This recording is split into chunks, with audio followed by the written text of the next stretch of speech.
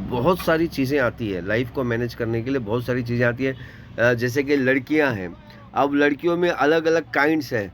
जैसे कि लड़के हैं, लड़के में फिर अलग अलग काइंड है। फिर तो ये आपको समझना है, क्योंकि इंसान की जो जाति है वो सिर्फ एक लड़का और एक लड़की है। लड़के में अलग अलग काइंड है, लड़कियां में अलग अलग काइंड है।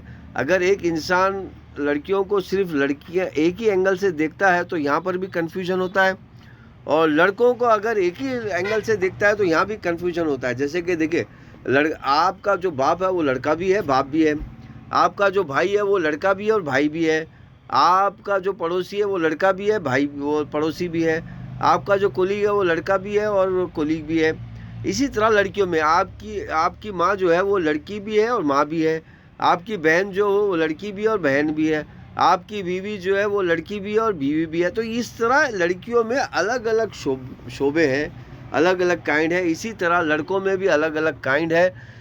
इस अलग अलग काइंड को आपको अलग अलग वक्त देना है, अलग अलग अपना इमोशन देना है।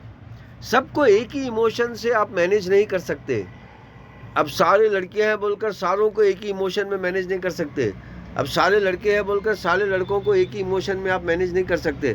तो मेरे प्यारे भाइयों और बहनों, ये आपको समझना है, एक ही इमोशन में आप मैनेज नहीं कर सकते। तो इसको समझने के लिए आप प्लीज़ भगवत गीता पढ़िए, और वो उन लोगों को तो ज़रूर दीजिए जो लोग इसके नारे लगाते हैं। देखिए, ये जो खोखले नारे लगाने वाले लोग हैं, इनको ये किताब आप पहुंचाइए, क्योंकि इनको ये किताब एक्सपोज करती है, इन खोखले नारे करने वालों को।